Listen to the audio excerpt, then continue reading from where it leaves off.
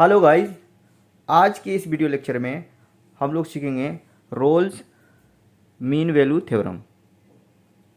तो चलिए देखते हैं क्या होता है रोल्स मीन वैल्यू थ्योरम और इसका डिफिनेशन क्या है और इसको ग्राफ से कैसे समझेंगे। तो चलिए देखते हैं। इसका सबसे पहले हम लोग स्टेटमेंट देखेंगे क्या है। तो देखिए, late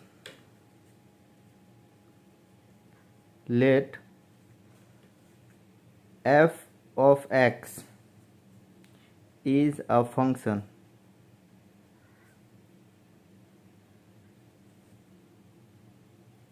defined in interval a to b such that। ठीक है, अब हम इसके बाद जो है इसमें हम लोग देखेंगे कंडीशन। ठीक है, तो इसका कंडीशन क्या है, कब रोल्स थ्योरम होगा, कब समझेंगे कि ये रोल्स थ्योरम है। तो चलिए सबसे पहले इसका कंडीशन देखेंगे। तो कंडीशन क्या है, देखिए फर्स्ट कंडीशन है इसका कि सबसे पहला कंडीशन है कि f of x is continuous होना चाहिए। क्या होना चाहिए? कॉन्टीन्यूअस होना चाहिए। ठीक है, और सेकेंड है आपका continuous in interval a b पे होना चाहिए। ठीक है, और सेकेंड कंडीशन देखिए क्या है, सेकेंड कंडीशन आपका हो गया f of x is differentiable होना चाहिए इन इंटरवल, क्या है, इंटरवल ए टू बी पे। ठीक है, तो ये इसका सेकेंड कंडीशन हो गया। और एक थर्ड कंडीशन है, टोटल इसमें 3 कंडीशन है। तो थर्ड कंडीशन क्या है, f of a equal to f of b होना चाहिए। अगर ये 3 कंडीशन सेटिस्फाई हो रहा है तब हम इसको क्या बोल देंगे कि ये रोल्स थ्योरम है। ठीक है, लैग्रेंज मीन वैल्यू थ्योरम में क्या हो रहा था, उसमें 2 कंडीशन सेटिस्फाई हो रहा था, फंक्शन कंटिन्यूअस होना चाहिए था और फंक्शन जो था डिफरेंशिएबल होना चाहिए था। इसमें क्या है कि तीसरा कंडीशन इसमें सेटिस्फाई हो रहा है, f of a equal to f of b होगा। 3 कंडीशन अगर इसमें सेटिस्फाई होगा तो हम इसको क्या बोल देंगे कि ये रोल्स थ्योरम है। ठीक है, तो चलिए इसको जो है और अच्छा से समझते हैं ग्राफ से। ठीक है, क्या होता है रोल्स थ्योरम, चलिए देखते हैं। ये आपके सामने में ग्राफ है, देखिए इस तरह से ग्राफ है और ये एक्स एक्सेस हो गया और ये वाई एक्सेस हो गया। ठीक है, इस तरह से, और इस तरह का ग्राफ है देखिए, और ये 0, और यहाँ पे देखिए इस तरह का ग्राफ है, y इक्वल टू फंक्शन जो है y equal to f of x का ये ग्राफ है। ठीक है, ये पॉइंट ए पे क्या होगा, देखिए ये पॉइंट ए पे हो जाएगा आपका, ये हो जाएगा ये पॉइंट ए, और ये क्या हो जाएगा पॉइंट बी, इस तरह से होगा। ठीक है, कोई फंक्शन है y equal to f of x, उसका ग्राफ ये है, और किसके बीच में ये ग्राफ आ रहा है, ए से बी के बीच में क्या हो रहा है, ये ग्राफ आ रहा है। ठीक है, ये समझ में आ गया। चलिए अब इसमें देखिए कह रहा है कि फंक्शन जो है, ग्राफ में समझिए क्या कह रहा है कि फंक्शन जो है कंटिन्यूअस होना चाहिए। चलिए ठीक है, पहला कंडीशन है फंक्शन क्या होना चाहिए, कंटिन्यूअस होना चाहिए, और दूसरा क्या है, फंक्शन डिफरेंशिएबल होना चाहिए। तो ये बताइए कि ये फंक्शन आपका कंटिन्यूअस है कि नहीं।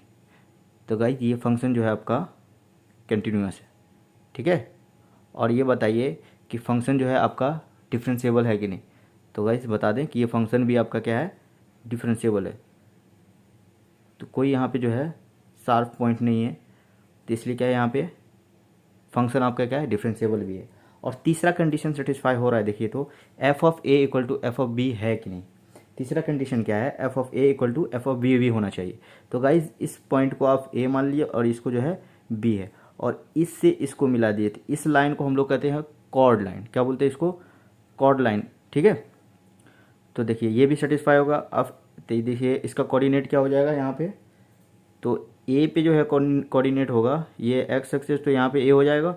और ये इतना देखिए ये वाई पे है ना, तो वाई पे क्या होगा, तो ये ए को जो है क्या कीजिए, ये ए को जो है y equal to f f x है, तो एक्स के जगह पे क्या रख देंगे ए, तो ये क्या हो जाएगा एफ ऑफ ए हो जाएगा। इसी तरह अगर बी पे निकाल रहे हैं, कोऑर्डिनेट बी पे निकाल रहे हैं, तो बी पे देखिए ये क्या है, ये बी हो गया यहाँ पे, और ये वाई है, ठीक है, ये एक्स है ना, तो बी हो गया यहाँ पे, और वाई की जगह पे क्या है, ये वाई है। तो हम क्या करेंगे, ये बी को जो है एक्स के जगह पे रखेंगे, तो वाई का वैल्यू मुझे निकल जाएगा। तो यहाँ पे क्या हो जाएगा, ये वाई का वैल्यू आपका हो जाएगा बी टू, यहाँ पे हो गया एफ ऑफ बी। इस तरह से कोऑर्डिनेट हम लोग निकाल लिए इसका। तो ये समझ में आ गया गाइस, ठीक है। अब देखिए अब इसमें क्या है कि कह रहा है कि ये 3 कंडीशन तो सेटिस्फाई हो गया, और इसमें क्या है कॉर्ड पॉइंट, कॉर्ड पॉइंट जो है क्या होना चाहिए, ये कॉर्ड पॉइंट जो है ये एक्सेस के जो है पैरेलल होना चाहिए। क्या होगा, ये क्या हो जाएगा, ये कॉर्ड पॉइंट जो है रोल्स मेन वैल्यू थ्योरम में जो है ये कॉर्ड पॉइंट जो है क्या हो जाएगा, एक कॉर्ड पॉइंट जो है ये है एक्सेस के जो है एक्स एक्सेस का जो है पैरेलल होना चाहिए। या आप इसको ये बोल सकते हैं कि यहाँ पे कम से कम जो है एक टेंजेंट ड्रॉ होना चाहिए, एटलीस्ट यहाँ पे क्या है एक टेंजेंट ड्रॉ होना चाहिए, पॉइंट सी पे जो है कम से कम एक टेंजेंट होना चाहिए, ठीक है। तो आप इसको क्या बोल दीजिएगा कि कॉर्ड पॉइंट जो है वो एक्स एक्सिस का पैरेलल है। या आप इसको ऐसे भी बोल सकते हैं कि हॉरिजेंटल टेंजेंट जो है, इसको हम लोग क्या बोल देते हैं, हॉरिजेंटल टेंजेंट भी बोल देंगे, ठीक है। या आप इसको बोल दीजिए कि कॉर्ड पॉइंट जो है एक्स एक्सिस पे पैरेलल है, और या ये आप इस तरह भी बोल सकते हैं हॉरिजेंटल टेंजेंट भी इसको बोल सकते हैं। इसको क्या बोल सकते हैं आप, हॉरिजेंटल टेंजेंट भी बोल सकते हैं। तो गाइस हम लोग देख लिए ज्योमेट्रिकल जो है ये ग्राफ के जरिए से हम लोग समझ लिए। देखिए फंक्शन आपका कंटिन्यूस भी हो गया, फंक्शन आपका जो है दूसरा कंडीशन डिफरेंशिएबल भी हो गया। तीसरा क्या हो गया, f of a equal to f of b. देखिए f of a equal to क्या हो गया, एफ ऑफ बी भी हो गया, ये भी सेटिस्फाई हो गया। और ये क्या है कि कह रहा है कि इसमें से कोई जो है टेंजेंट सी पे जो है पॉइंट सी पे जो है कम से कम एक टेंजेंट होना चाहिए। तो हम इसको क्या बोल देते हैं, इसको हम लोग बोल देंगे कि कॉर्ड पॉइंट जो है वो एक्स एक्सिस के पैरेलल है, ठीक है। या आप इसको ऐसे ही बोल सकते हैं कि हॉरिजेंटल टेंजेंट है। क्या ये हॉरिजेंटल टेंजेंट है। तो गाइस ग्राफ से भी समझ लिए, ठीक है। तब जाके ये क्या यूज होगा, Rolle's mean value theorem use होगा, ठीक है। यहाँ तक समझ में आ गया। तो चलिए अब हम इसको जो है देखिए आगे मैथमेटिकल देखते हैं। तो देन और ये हो गया आपका there exist at least 1 point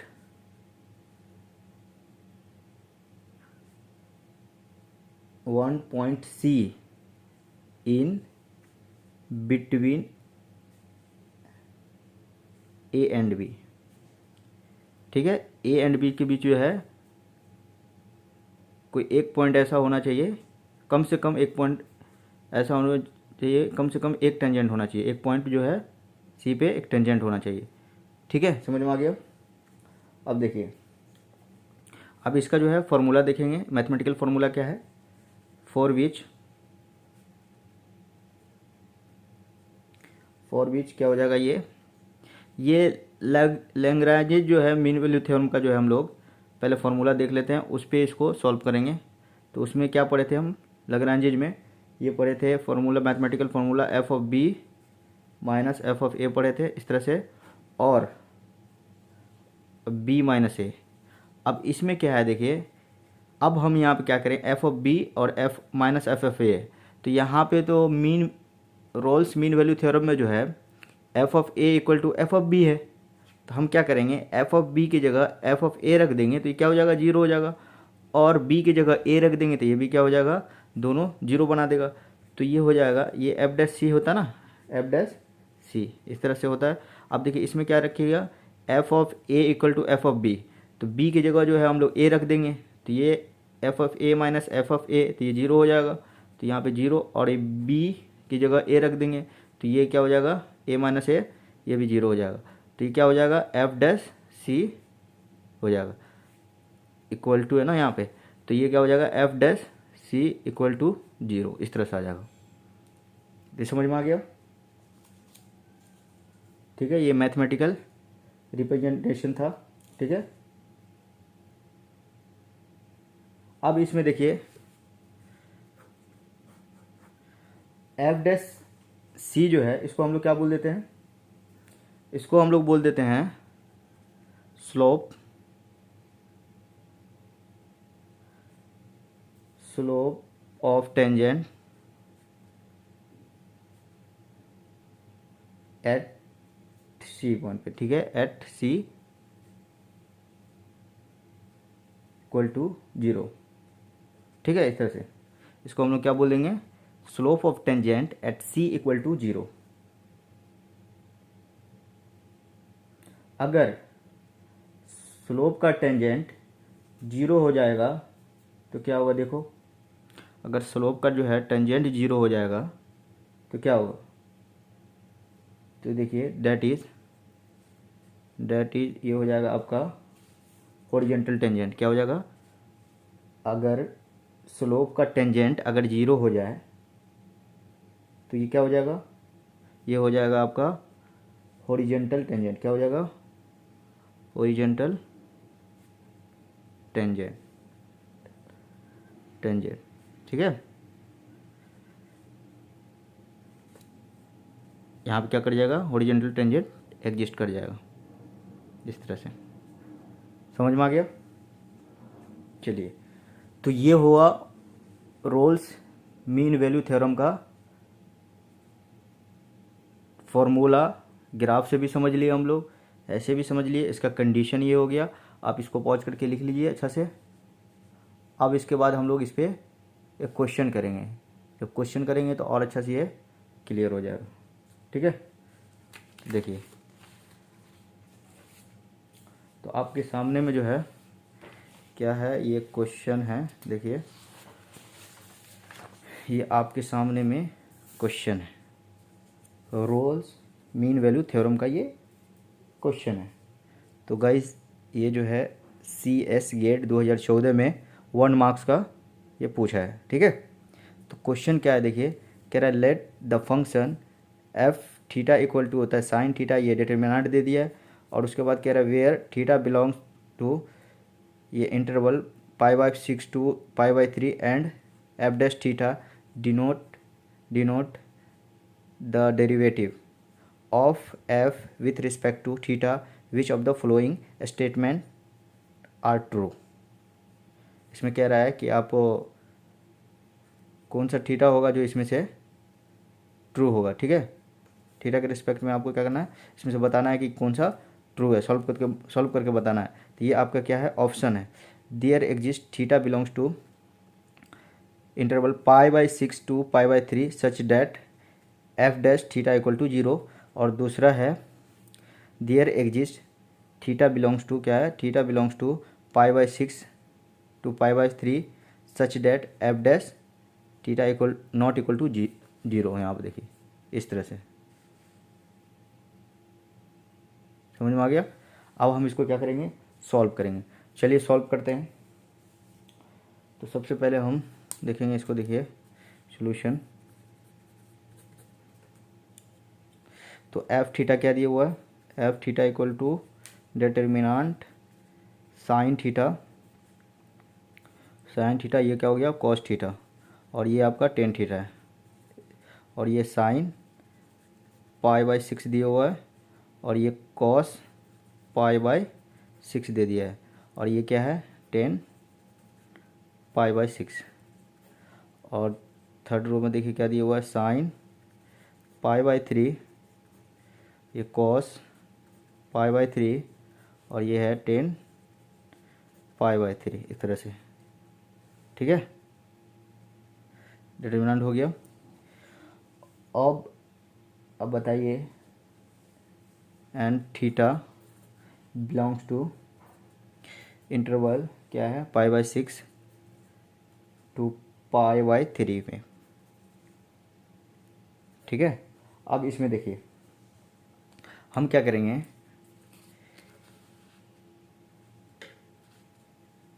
इस पाई बाई 6 को इसमें पुट कर देंगे, इस पाई बाई 6 को इसमें पुट कर देंगे।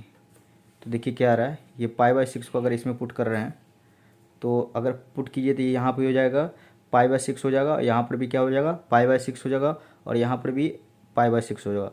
तो इसमें क्या हुआ कि इस डिटर्मिनेंट में देखिए कि दो रो आपस में बराबर हो गया, आइडेंटिकल हो गया।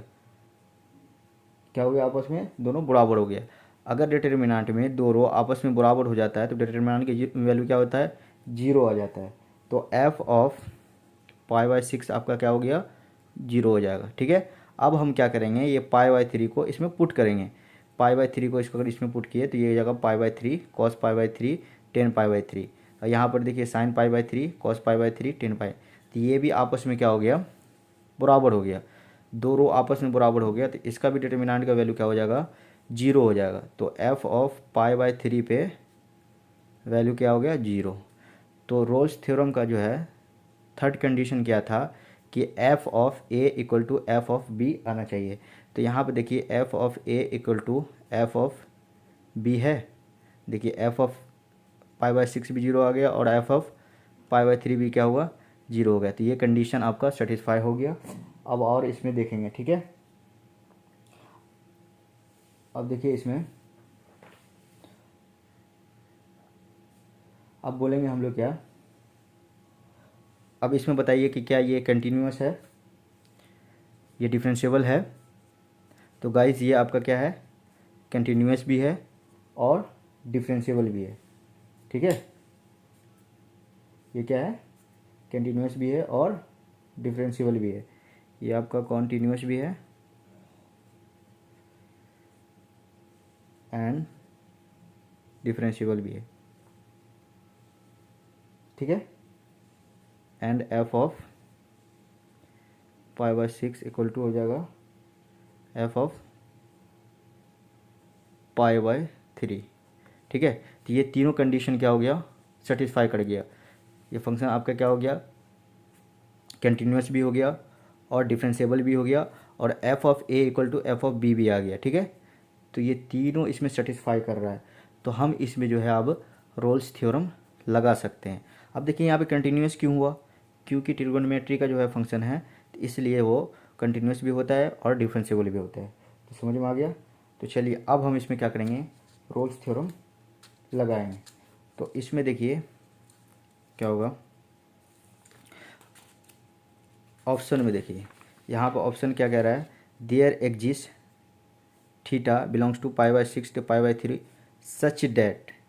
तो एफ डैश थीटा कह रहा है कि f dash theta equal to 0।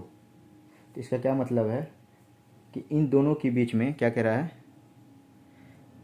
इन दोनों के बीच में एक ऐसा थीटा मिला जहाँ टेंजेंट जो है हॉरिजॉन्टल है। क्या कह रहा है कि इन दोनों के बीच में एक ऐसा थीटा मिला जहाँ पे क्या है, टेंजेंट आपका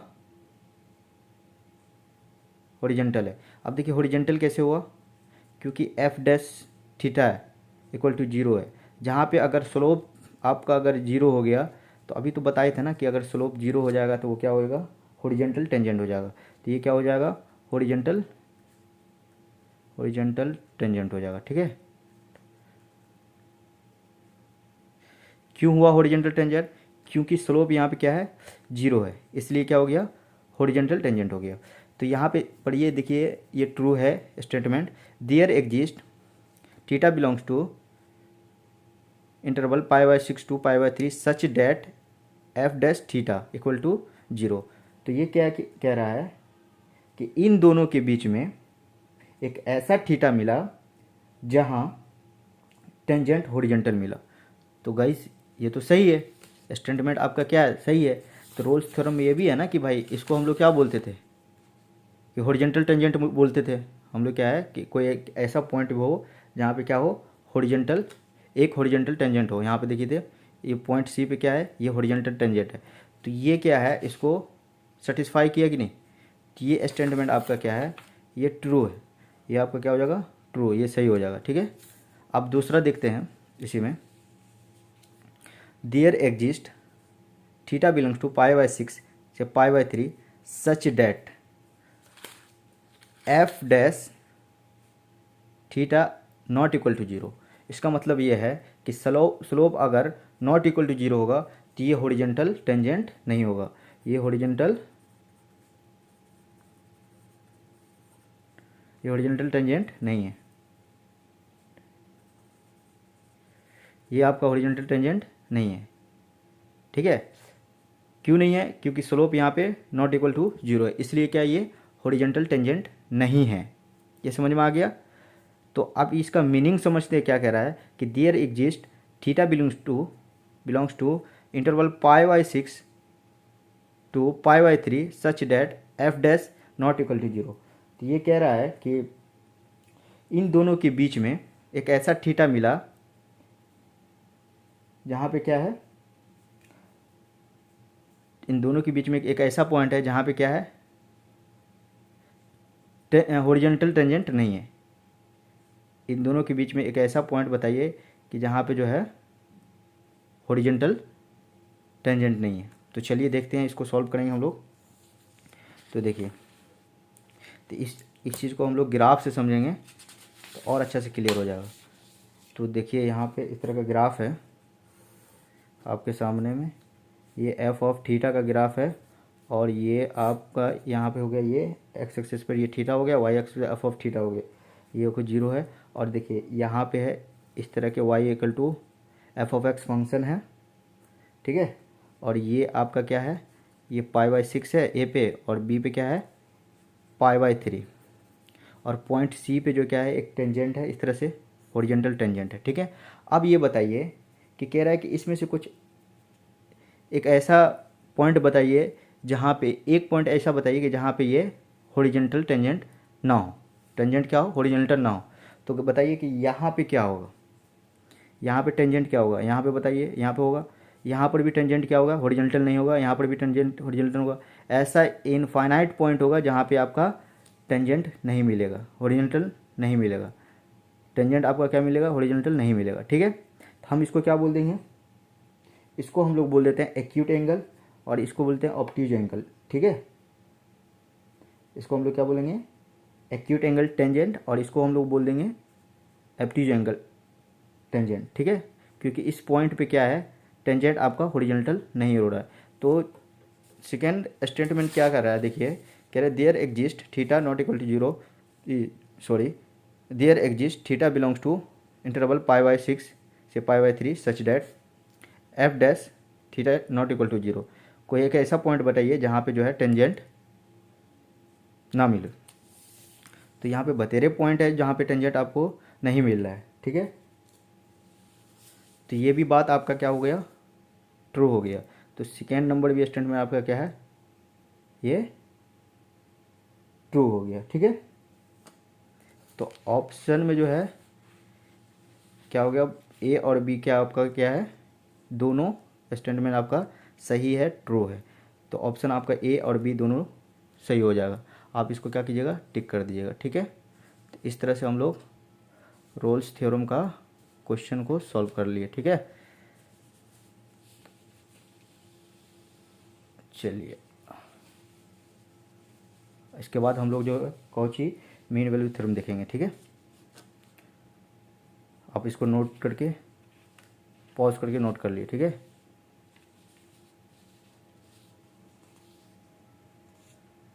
चलिए मिलते हैं नेक्स्ट वीडियो में। Thank you guys.